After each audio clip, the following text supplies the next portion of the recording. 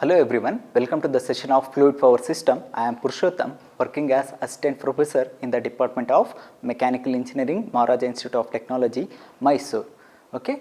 Till now, we finished in the module 4, that is pneumatic power systems. We finished, so introduction to pneumatic power system, then advantages, disadvantages, applications of pneumatic power system and structure of pneumatic power system, then FRL unit, that is filter, regulator and lubricator unit. Then after that, we move on to the actuators or pneumatic actuators. Pneumatic actuators, which is nothing but a device which is used to convert pressure energy of the fluid into mechanical energy to do some useful work. Here the air or gas which is used as operating medium. That means in pneumatic actuators we are going to use the compressed air as an operating medium to convert this pneumatic energy into the mechanical energy. So in this pneumatic actuators, so we classified pneumatic actuators into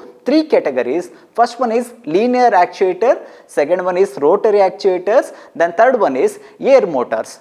Okay. In linear actuator means what? Which is going to convert the reciprocating motion of the cylinder into linear motion. Okay. So linear actuators, which is also called as air cylinders.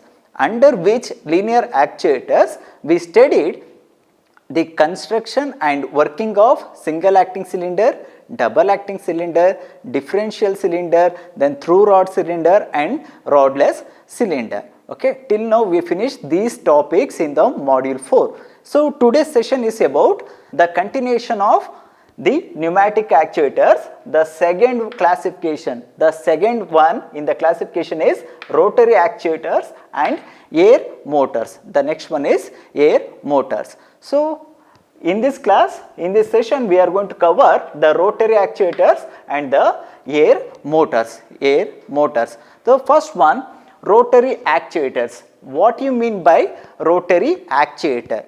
Rotary actuators are those where the reciprocating motion of the cylinder which is going to convert it into rotary motion for the limited rotation. So in rotary actuator, we are not going to rotate the entire thing. That means the reciprocating motion which is not going to convert it into entire rotation. So the rotation which is limited. So under which rotary actuators, we can see two types of actuators, torque cylinder and paired diaphragm cylinder actuator.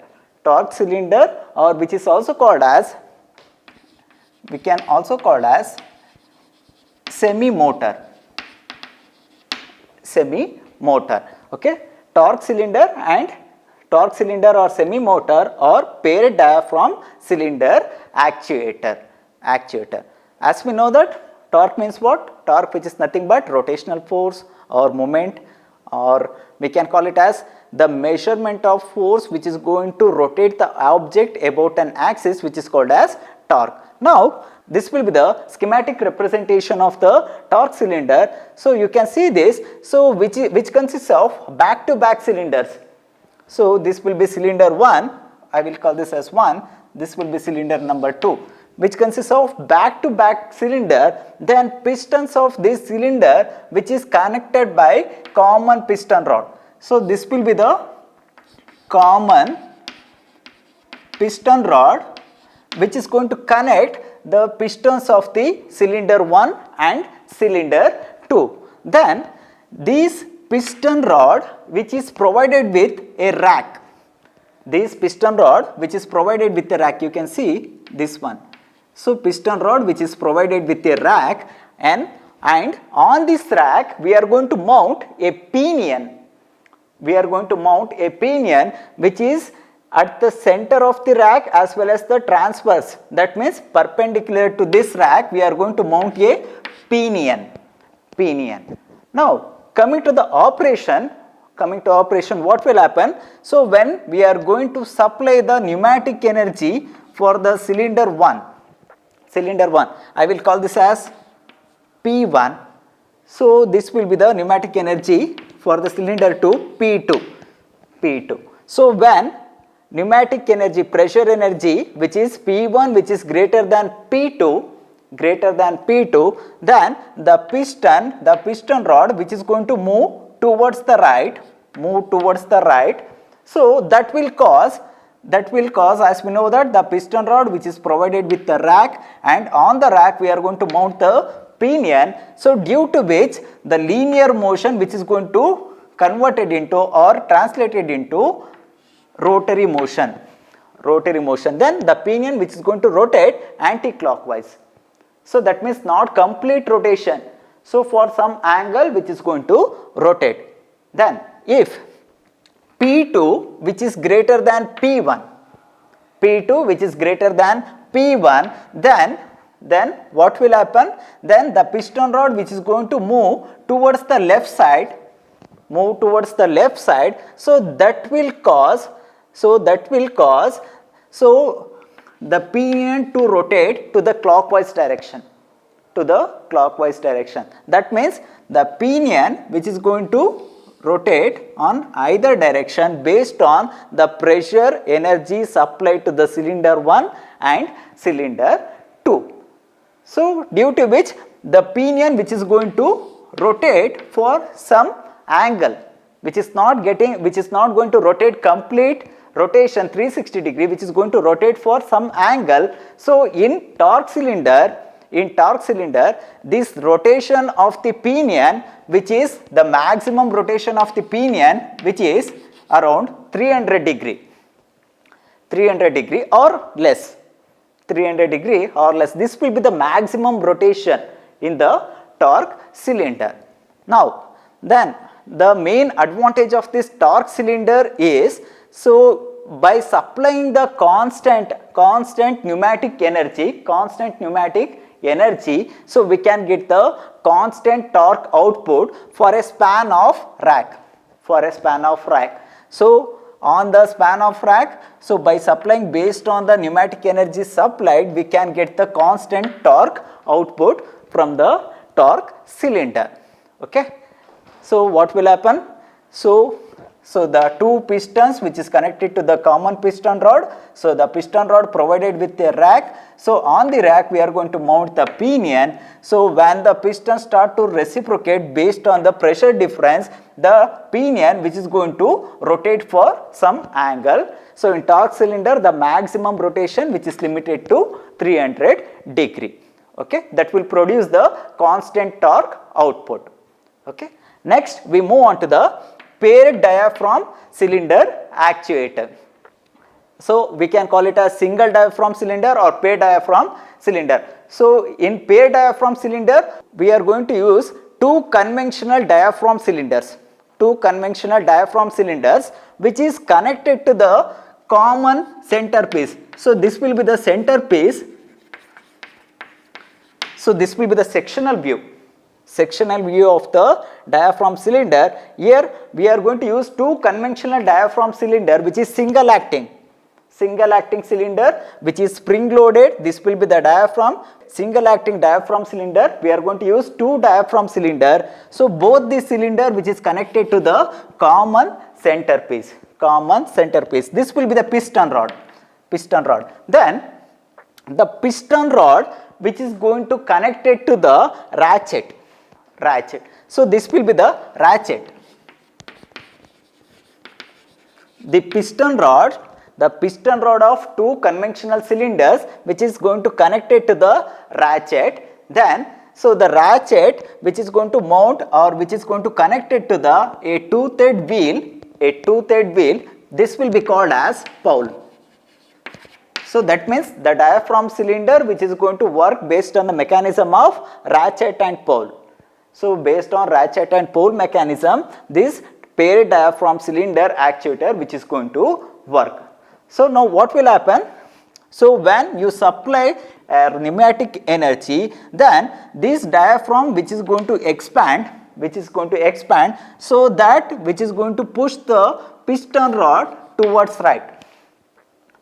The piston rod which is going to connect it to the ratchet in turn connected to the pole, so that will cause the pole or toothed wheel to rotate.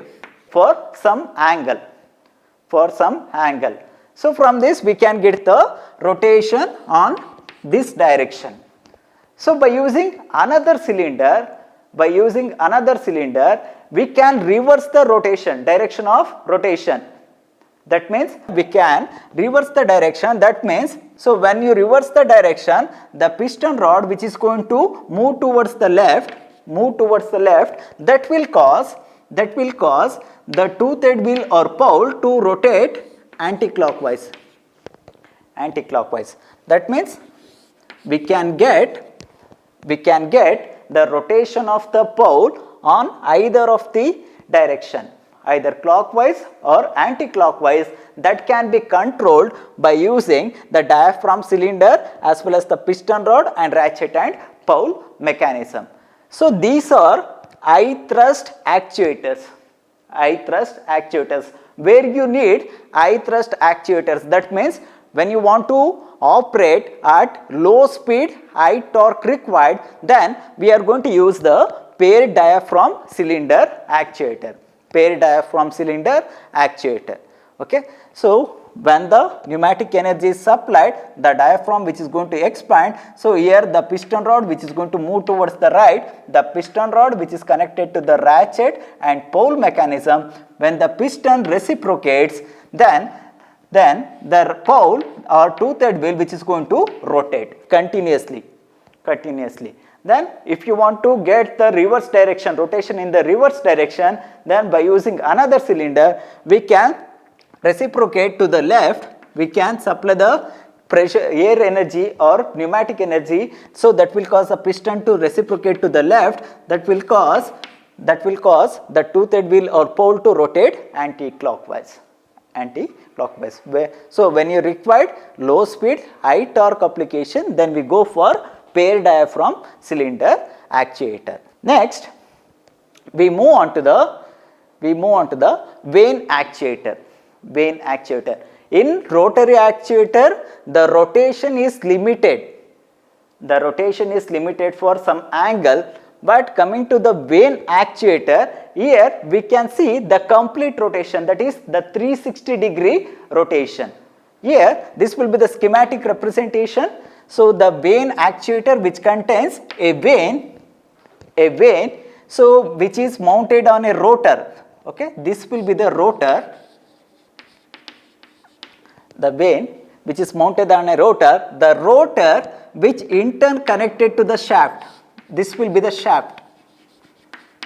The rotor which in turn connected to the shaft. Okay, this will be the outer casing. This will be called as casing, or we can call this as cam ring.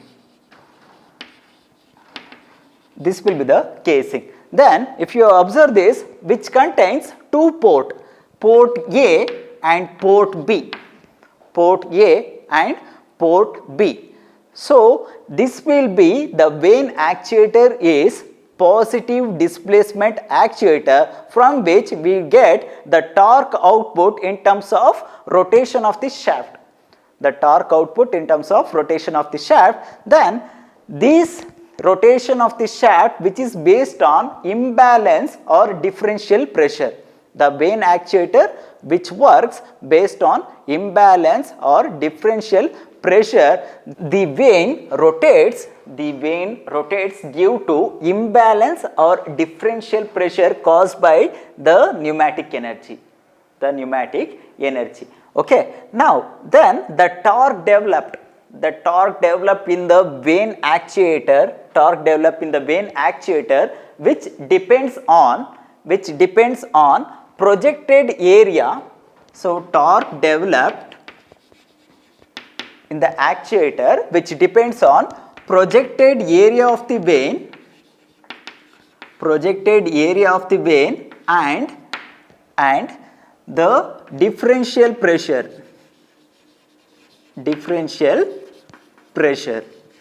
Okay, now coming to operation.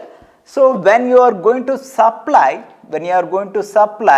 the pneumatic energy through the port A, which is having a pressure P1, when P1 which is greater than P2, P1 which is greater than P2, then the vane which is going to rotate clockwise direction.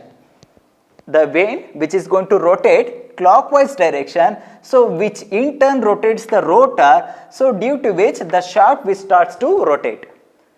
As the vane rotates, the rotor will rotate. So rotor which is connected to the shaft, then the shaft which starts to rotate. So when P1 is greater than P2, then the vane which is going to rotate in clockwise direction. Clockwise direction. If P2 is greater than P1 or P1 is less than P2, if pressure, the pneumatic energy pressure P2 from the port B which is greater than P1, then what will happen? So this pressure energy which is going to rotate the vane in the counterclockwise direction. In the counterclockwise direction. So from which the rotor will rotate, then due to which the shaft which is also rotating. So P2 is greater than P1, the vane which is going to rotate in counterclockwise direction. Counterclockwise direction. If P1 which is equal to P2, P1 which is equal to P2, then there will be no rotation, just because which is at balanced. So the pressure energy from port A and port P both will hold the vane at the same position. So this will be about the vane actuator. Next we move on to the rotary cylinders. Rotary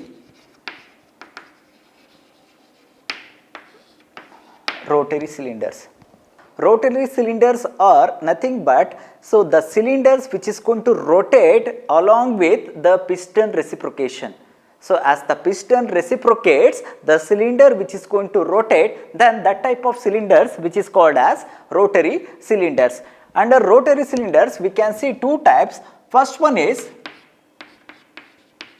true rotary cylinder, true rotating cylinder,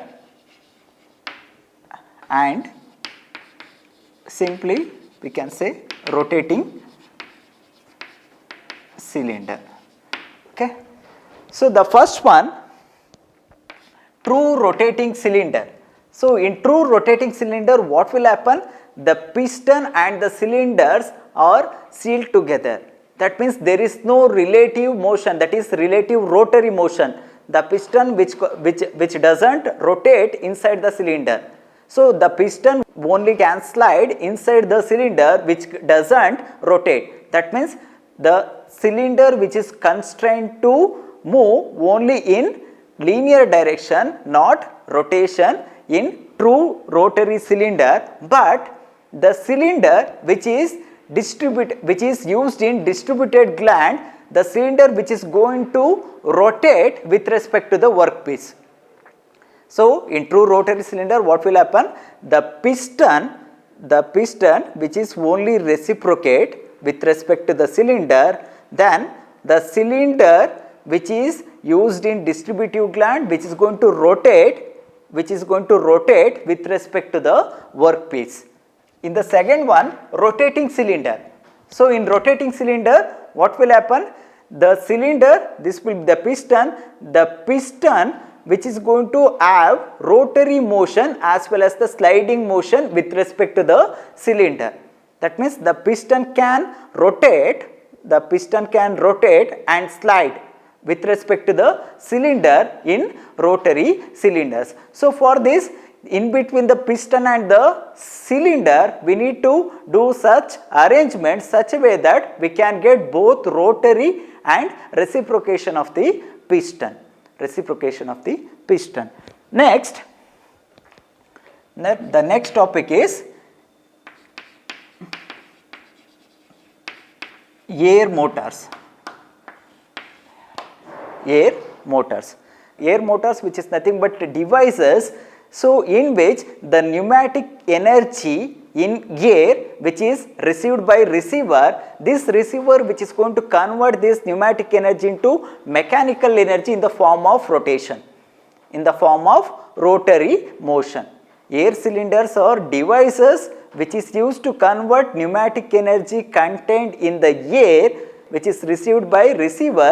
This receiver which is going to convert this pneumatic energy into mechanical energy in the form of rotary motion. So, these air motors which is competitive with the electric motor, hydraulic motor or IC engine based on the applications where we required the power in the range of 15 to 20 kilowatt. 15 to 20 kilowatt. So, when you require power in the range of 15 to 20 kilowatt, then we can go for the air motors. So, that will be so competitive just because which is having lightweight, all those several advantages. Now, coming to advantages of these air motors. So, advantages of air motors. So, the first advantage is low initial cost. Low initial cost, as well as we can say low running cost also. So, just because, so in air motors we are going to use the compressed air as working medium, or we can manufacture the components by using aluminum or non-ferrous materials, as well as in some of the applications this air motors which is going to manufactured by using some plastic parts also to reduce the weight. So, from that which is having low initial cost, then compressed air which is not toxic, as well as the maintenance of this compressed air is very less. So, we can reduce the number of valves used in the air motors. Then, so what we can call high reliability. So, the reliability of these air motors which is high, as well as minimal maintenance cost. The maintenance cost or minimal maintenance. Okay. So, from the air motors we can expect high reliability as well as the minimal maintenance. Then important thing is safety. So, we can use these air motors in hazardous places like high temperature or corrosive environment or dirty environment. So, example as told before, the pneumatic tools which is used in mining applications, just because if you are going to use the hydraulic motors where the operating medium is oil which is nothing but a petroleum product. So, if the oil which is going to catch some spark, then that will leads to the fire hazards or some explosion. But the air motors, so where the compressed air will be the operating medium, the compressed air which is insensitive for the fire and explosives. So, due to which we can provide safety and we can use these air motors in hazardous places also. Then overload protection. So, overload protection. Then by using air motors, this overload protection which is inherent in the air motors. So, that means which is the build-up quality. So, overload protection which is also achievable in air motors. Then high power to weight ratio. This will be very important. High power to weight ratio. Okay. So, that means we can generate the more power, so by using less weight component. Just because, for example, in vane motor which is lighter, compact, as well as which is going to generate the power in the range of 20 kilowatt, so which is more competitive with the hydraulic motors as well as the IC engines. So, that means we can generate the high power with respect to the less weight ratio. So, this will be the important thing. Then these air motors that can be operate for longer period.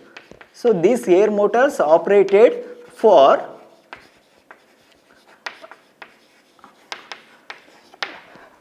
longer period. Okay, so we can use these air motors for the longer period just because the cost will be less as well as the maintenance will be less, so which can operate for the longer period. Then overheat. Okay.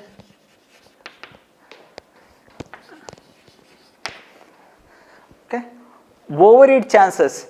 So after so just because we can operate these air motors for longer period, so if you are going to operate the hydraulic motors or some other electric motors for the longer period, so that will going to generate the heat, the temperature of the component will rises, then we have to shut down that component or shut down that motors for the purpose of to avoid excess heating. But overheating of the air motors, which is very minimum, just because we are going to use the operating medium, compressed air as a operating medium. So after the pressurized air which is going to do the mechanical work, so while exhausting this compressing air which is going to expand within the component, so that is going to give the cooling effect.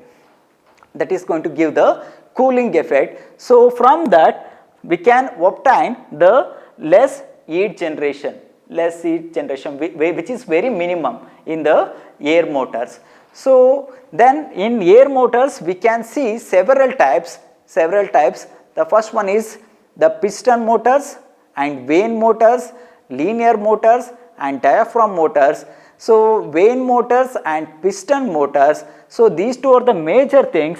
Okay, I will write here. So in air motors we can see in types: vane motors, piston motors, then diaphragm motors,